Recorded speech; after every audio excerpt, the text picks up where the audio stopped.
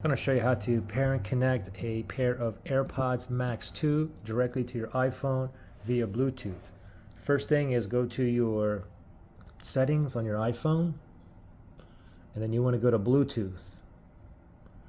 Make sure Bluetooth is toggled on, okay? So turn it on, and then under devices here is searching for devices that is pairing mode near me, okay? So now we got to hurry up and put these into pairing mode, okay? Let's go ahead and grab these right here.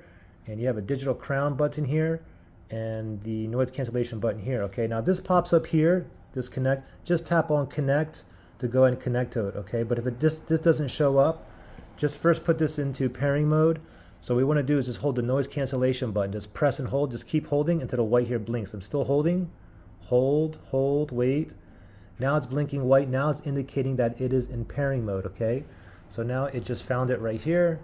My AirPods Max right there. Go ahead and tap on that and it's connected and we're ready to go. Okay, now if you have issues connecting or pairing or whatnot, then you can always factory reset these. Okay, if you need to do that, look in the link below in the description.